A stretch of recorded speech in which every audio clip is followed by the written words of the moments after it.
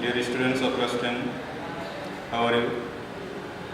I hope you are all fine and you are all getting on well with your studies.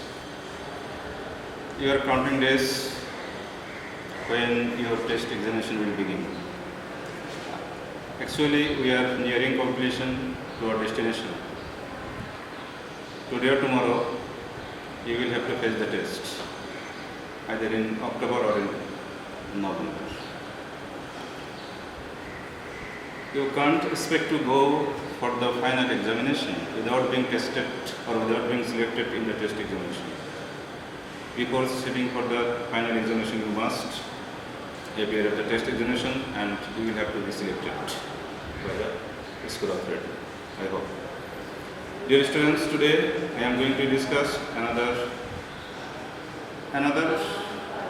item, not new item. It was previously discussed in the class and it was my third class on this item. Transformation of sentence. It is very interesting and after watching this video you will certainly enjoy the class. প্রিয় শিক্ষার্থীরা, আজকে আমি তোমাদের জন্য কিন্তু মজার মজার কিছু বাক্য সংগ্রহ করেছি। ভালো বাক্য, ভালো লাগবে তোমাদের নিশ্চয়ই। কিছু সহজ, কিছু নতুনত্ব আছে, বৈশিষ্ট্য আছে, নতুন কিছু পাবে, এরকম বাক্য আমরা এখানে লিখেছি। তো আমরা এগুলোকে আলোচনা করি। আসলে চেঞ্জিং সেন্টেন্স আমরা কেন করি? পরীক্ষায় সেটাই করি, এটা তো ঠিকই আছে, কিন্তু ভাষাকে যে চেঞ্জ করা, ভাষার ভিতরে বৈচিত্র্য তো আনা, তোমার লেখার স্টাইল যে কত চেঞ্জ করে করা যায়, ভ্যারাইটি, এটার জন্য আসলে এই দরকার আছে। এই প্র্যাকটিস তোমাকে হেল্প করবে বিভিন্ন অ্যাঙ্গেলে, বিভিন্ন বিষয়ে বাক্য লিখতে। ভবিষ্যতে তুমি দেখবে এটি আমাদের ব্যবহারিক কাজে লাগতেছে, যে আমি ভাষাকে চেঞ্জ করে লিখতে পারি, ঘুরে ঘুরে লিখতে পারি, এভাবে হয় ওভাবে হয়, এগুলো আমাদের প্রয়োজন আছে। তো আসলে আমরা সরাসরি প্রথম বাক্যটা দেখি। The sun having set, the fog dispersed. এই বাক্যটায় কোনো কনজাংশন নেই, কনজাংশন মুক্ত বাক্য। একটি টেন্স আছে ডিসপার্সড, দূরীভূত হলো বা রিমুভড। সূর্য অস্ত গেলে কুয়াশা দূরীভূত হলো, এটাই স্বাভাবিক। সূর্য যখন সেট হবে, Ryzen. The sun having risen, the sun having risen, এটা সেট হবে না, আসলে রাইজেন, তুমি কি ভুল করে বলেছি। The sun having risen, সূর্য উদয় হলো, সূর্য যখন ওঠে, the sun having risen, the fog dispersed। তোমরা একটু কারেকশন করে নাও। হ্যাভিং কোথেকে আসলো, কিভাবে আসলো? আমরা হ্যাভিং এর ব্যবহার খুব কম হয়, তাই না? মূল বাক্যটা কেমন ছিল সেই ব্যাপারে আমরা যাবো, কিন্তু এই বাক্যের অর্থটা কি করবো? আমরা বলবো সূর্য উদয় হলে কুয়াশা দূরীভূত হবে। আসলে তো তাই, সূর্য যখন উদয় হয় একটু পরে কুয়াশা থাকে। এই বাক্যটা সিম্পল সেন্টেন্স, কারণ এখানে কোনো কনজাংশন নেই এবং একটি টেন্স আছে, একটি ফাইনাইট ভার্ব আছে, একটা নন ফাইনাইট ভার্ব আছে, তাই না? এখন কমপ্লেক্স করার যে বৈশিষ্ট্য আমরা মোটামুটি জানি যে একটি সাবঅর্ডিনেট ক্লজ থাকবে, একটা প্রিন্সিপাল ক্লজ থাকবে, দুটো টেন্স থাকবে, একটি কনজাংশন থাকবে। আমরা এই বাক্যটাকে একটু বাংলা ভাষায় কমপ্লেক্সে নেই। সূর্য উদয় হওয়ার পরে, সূর্য উদয় হওয়ার পরে কুয়াশা দূরীভূত হলো। তো পরে ইংলিশ কি? আফটার। আফটারটাই হচ্ছে কনজাংশন। এখন তুমি যখন আফটার দিবে, কনজাংশন দিয়ে শুরু করো। আমরা তো জানি যে আফটারের পরের যে বাক্যাংশটা আসে সেটা এখানে পাস্ট পারফেক্ট, আফটারের পরে, তাই না? বিপরীত আগে। আফটার দিয়ে তুমি শুরু করো। আফটার দ্য সান, এই হ্যাভিংটা তখন আর হ্যাভিং, তখন তুমি এটা পাস্ট পারফেক্ট টেন্সে নিবে, কারণ এই ঘটনাটা আগে ঘটেছে, কুয়াশা একটু পরে দূরীভূত হয়েছে। আফটার দ্য সান, এই হ্যাভিং কি করবে? হ্যাড রাইজেন, সূর্য উদয় হওয়ার পরে, দ্য ফগ ডিসপার্সড। দেখো হ্যাভিং হ্যাড হয়ে গেল, এটা পাস্ট পারফেক্ট টেন্স হয়ে গেল, এটা পাস্ট ইনডিফিনিট টেন্স, এটা কনজাংশন। এটি সাবঅর্ডিনেট ক্লজ, এটি প্রিন্সিপাল ক্লজ, তাহলে কমপ্লেক্স সেন্টেন্স হয়ে গেল। তুমি ইচ্ছা করলে বাক্যটা ঘুরাইয়া বলতে পারো। The fog dispersed after the sun had Ryzen. ঠিক সেই ডাক্তার রোগীর সেই বাক্যের মতো হয়ে গেল না? তুমি দুইভাবেই করতে পারো। আবারও বলি, after the sun had Ryzen the fog dispersed, or the fog dispersed after the sun had Ryzen. তাহলে দুটো টেন্স যখন হবে, দুটোর ভিতরে একটি একটু আগে ঘটেছে, সেটাই পাস্ট পারফেক্ট। মোর পাস্ট, অধিক অধিক আগে যেটা, সেটাই পাস্ট পারফেক্ট, অন্যটা পাস্ট ইনডিফিনিট। আসলে পাস্ট ইনডিফিনিট এবং পাস্ট পারফেক্ট টেন্স একসাথে থাকে, তাই না? কমপ্লেক্স সেন্টেন্সে আমরা কিন্তু এটাকে বলবো না পাস্ট পারফেক্ট টেন্স, এখানে কিন্তু পাস্ট ইনডিফিনিট টেন্সও আছে, দুটো টেন্স, এটা মেনে রাখতে হবে। তাহলে আমরা এই কমপ্লেক্সটি কীভাবে হলো আমরা বুঝতে পেরেছি। হ্যাভিং এ হ্যাড হয়ে যাবে, তাই না? আর এখানে একটা আফটার, কি সুন্দর নিয়ে যাবে, এখানে আফটার দিলে আর এখানে হ্যাভিং দেওয়া যায়। কারণ আফটার দ্য সান হ্যাভিং কিছুতেই হবে না, ইংরেজি ধর্মটাই হবে না, যে আফটার দিবা এখানে চেঞ্জ চায়, তখন হ্যাড দিয়ে দেবে। তাহলে পাস্ট পারফেক্ট, পাস্ট পারফেক্ট। দ্বিতীয় বাক্য, হোয়াট এ ফুল ইউ আর, অতি পরিচিত বাক্য, আমরা তোমাদেরকে প্রায় বলি কি বোকা তুমি। আবার দেখো নিচে আমি আরও একটা বাক্য লিখেছি, একই রকম বাক্য, এখানে ফুল, এখানে ফুলিশ ব্যবহার করছি। এই যে আমরা ভিন্নতা, দুটোর মধ্যে যে বৈশিষ্ট্য আলাদা আছে দেখে আমরা এই দুটো বাক্য পাশাপাশি রেখেছি, তোমাদের সুবিধার্থে। দুটো বাক্যকে আমরা কি করবো? অ্যাসার্টিভ করবো। দুটো বাক্য হচ্ছে এক্সক্লামেটরি সেন্টেন্স, তাই না? দেখো, হোয়াট এ ফুল, এই ফুল আর এই পুলিশ, দুটোর অর্থই কিন্তু বোকা, দুটোর অর্থই বোকা। অর্থগত কোনো পার্থক্য নেই, কিন্তু এর পরিচিতির পার্থক্য আছে। এটার পিছনে একটা আর্টিকেল আছে, এটার পিছনে কিছুই আর্টিকেল নেই। আমরা বলি হাউ বিউটিফুল হি ইজ, অথবা হাউ বিউটিফুল শি ইজ। যদি বলতাম তাহলে হাউ বিউটিফুল ফুলিশের সঙ্গে করবো, তখন সে এটা অ্যাডজেক্টিভ হয়ে গেছে, তাই না? তাহলে হাউ এর পরে অ্যাডজেক্টিভ বসে। যখন আর্টিকেল থাকে তখন কিন্তু নাউন হয়ে যায়। আমরা জানি নাউনের আগে আর্টিকেল বসে। এ বয়, a girl, a full, you are এ ফুল, তুমি একটি বোকা, অথবা ইউ আর ফুলিশ, তুমি বোকা। ইউ আর এ ফুলিশ বলা যাবে না, ইউ আর এ বিউটিফুল বলা যাবে না। ইউ আর বিউটিফুল অথবা ইউ আর এ বিউটিফুল বয়। তাহলে ফুল আর ফুলিশের মধ্যে পার্থক্য হলো ফুল নাউন আর ফুলিশ অ্যাডজেক্টিভ, পিছনে আর্টিকেল। এই পার্থক্যটা আমি যখন জিজ্ঞাসা করি, অনেকেই পারে আবার অনেকেই পারে না, পার্থক্যটা পারে না। এখন আমরা অ্যাসার্টিভ করব। যখন অ্যাসার্টিভ করব তখন এই হোয়াটের বদলে আমরা কী ব্যবহার করি? কখনো ভেরি, কখনো গ্রেট। খেয়াল করতে হবে, এখন ভেরি করবো না গ্রেট করবো, এটা খেয়াল করতে হবে।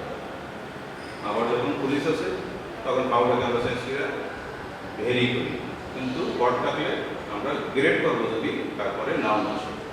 আমরা অ্যাসার্টিভ তো, অ্যাসার্টিভ তো শুরু করবো এদিক থেকে, শেষে দুই ওয়ার্ড দিয়ে শুরু করবো। ইউ আর এ, আর্টিকেল দেওয়া আছে না, এ ইউ আর এ, কখনোই বলা যাবে না you are a very very করা যাবে, কারণ ভেরির পরে কি বসে?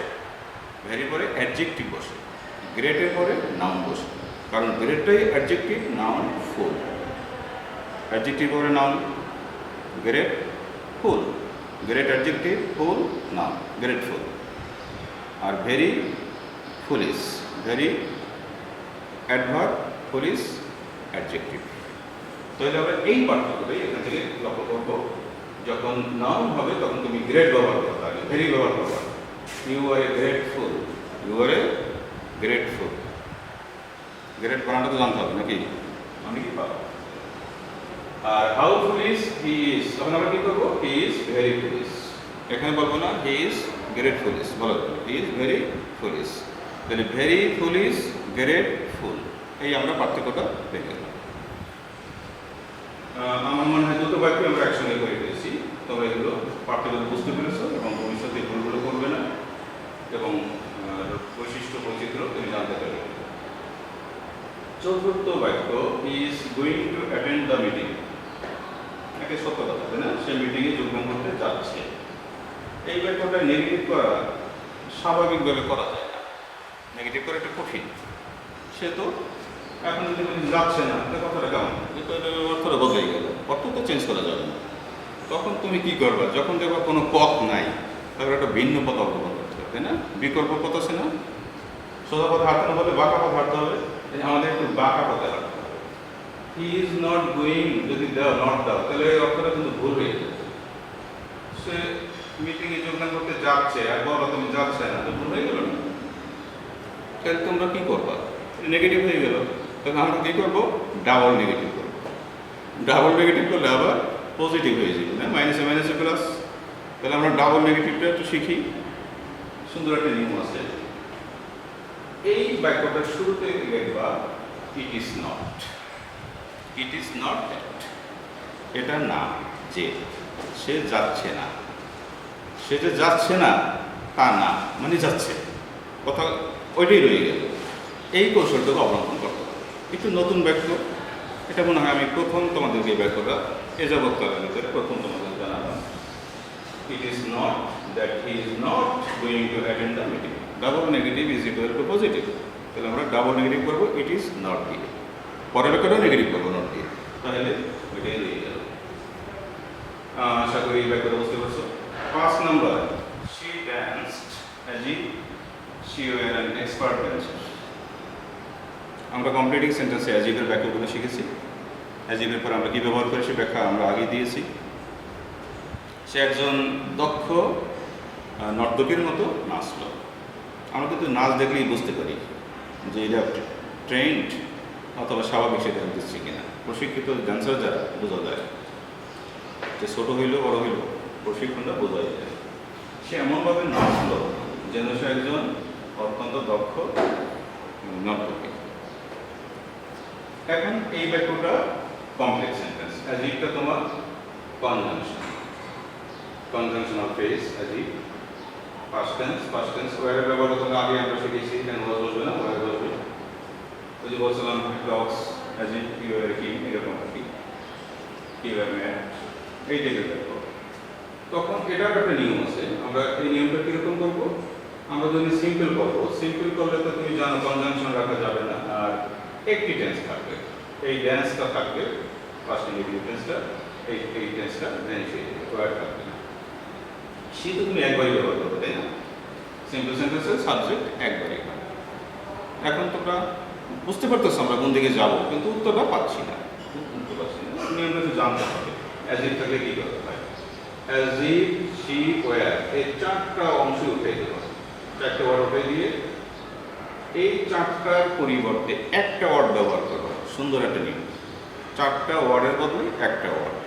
আমরা সময় করি সো দ্যাট উই ক্যান, এটাকে আমরা উঠাই একটা টু ব্যবহার করি সিম্পল সেন্টেন্স করার সময়, তাই না? সো দ্যাট উই ক্যান আমরা কমপ্লেক্স থেকে সিম্পলে করলে এই 4টা ওয়ার্ডের বদলে একটা টু ব্যবহার করলে বাক্যটা সিম্পল হয়ে যায়। এরকম কিছু আমাদের জানা থাকা ভালো। জানতে তো হবেই, আমরা জানাবো তো আমরা জেনে নেব। জানাই দিলাম অ্যাজ ইফ শি ওয়্যার, 4টা উঠে দাও। 4টা করে একটা ওয়ার্ড দেবো আমরা। এখন সেই ওয়ার্ডটা আমরা মনে মনে খুঁজি, মনে মনে খুঁজি। অনেকে খুঁজতেছো, পাইতেছো না। কী দেবো? সহজ একটি ওয়ার্ড। সে নাচে একজন এক্সপার্ট ড্যান্সারের ন্যায়। কী ব্যবহার করবো? লাইক, লাইক এই like. She danced like an expert dancer. কি শুনতে তো বাক্যটা? একজন এক্সপার্ট ড্যান্সারের ন্যায় সে নাচলো। তাহলে 4টা ওয়ার্ড উঠে দিয়ে একটা লাইক দিলে বাক্যটা সিম্পল হয়ে গেল, কোনো কনজাংশন আর রইল না। এবার আসলে আমরা পরবর্তী বাক্য 6 নম্বর। এই বাক্যটা নতুন, সুন্দর বাক্য, কিন্তু বাক্যটা আমাদের পরিচিত, সাথে আমরা পরিচিত আছি। We went to the station quickly. আমরা স্টেশনে গিয়েছিলাম lest we should miss the train. Lest আমি ইতিমধ্যে অনেকবার ব্যাখ্যা দিয়েছি। লেস্ট হলো এই আশঙ্কায় যে, এই ভয়ে যে, কি ভয়ে? যে আমরা ট্রেন মিস করে ফেলি। ট্রেন মিস করার ভয়ে আমরা দ্রুত স্টেশনে পৌঁছলাম। ভিতরে এই ভয় ছিল। Lest conjunction. লেস্ট কি? কনজাংশন। এটা কমপ্লেক্স সেন্টেন্স। লেস্টের অপর নাম হলো ফর ফিয়ার দ্যাট। বারবার আমি এটা ক্লাসও বলছি, ফর ফিয়ার দ্যাট। কিন্তু আমরা ফর ফিয়ার দেই না, আমরা লেস্টই ব্যবহার করি এই ভয়ে যে। এখন সিম্পল করব। এটা প্রিন্সিপাল ক্লজ, এটা সাবঅর্ডিনেট ক্লজ। আমরা প্রিন্সিপাল ক্লজটা অপরিবর্তিত রাখবো, সাবঅর্ডিনেট ক্লজটা শর্ট রাখবো। অর্থাৎ এখানে কোনো টেন্স থাকবে না। টেন্স থাকবে, নিচেই অ্যাজিভও থাকতে পারবে না, লেস থাকতে পারবে না, উই থাকতে পারবে না, শুট থাকতে পারবে না। তাহলে উই থাকলে তো শুট, উই নেই, শুট আসবে কোথা থেকে, তাই না? অনেক কিছু চেঞ্জ হয়ে যাবে। ওখানে টেন্স থাকতেই পারবে না, ইভেন মিসও থাকতে পারবে না, কারণ মিস তো টেন্স। তাহলে ব্যাপক চেঞ্জ করতে হবে। সেই চেঞ্জটা তুমি আজকে শিখে রাখো। সুন্দর একটা নিয়ম। We went to the station quickly. Lest দেব না, উই দেব না, শুড দেব না, মিস আংশিক দিব, এইগুলো দেব না। এগুলো কমপ্লেক্সে বসে, সিম্পলে বসে না। তাহলে কি দেব? আমি একটু বাংলা ভাষায় বলি। ট্রেন মিস মানে ট্রেন হারানো, এটা এড়াতে। ট্রেন হারানো এড়াতে আমি দ্রুত বা আমরা দ্রুত স্টেশনে গিয়েছিলাম, যাতে আমরা ট্রেন না হারাই, মিস না করি। এড়াতে ব্যবহার করছি বাংলা ভাষায়। তা তুমি কি দেবে? We went to the station quickly to avoid, এড়াতে, to avoid missing of the train, অথবা to avoid missing the train. Missing the train দিলে চলবে। To avoid missing the train, দেখো ওই দিকে কোনো টেন্স নাই, টেন্স প্রথমেই আছে। কনজাংশন ভ্যানিশ হয়ে গেল, বাকিটা সিম্পল হয়ে গেল। সিম্পল সেন্টেন্সের যে শর্তগুলো সব আমরা পালন করলাম। একটি সাবজেক্ট, একটি ফাইনাল ভার্ব, আর এদিকে কোনো টেন্স। বাক্য বিশাল, সিম্পল সেন্টেন্সও বড় হইতে পারে, আবার কমপ্লেক্স সেন্টেন্সও ছোট হইতে পারে। তো উত্তরটা আমি আবার বলি। We went to the station quickly to avoid missing the train, two avoid missing the train.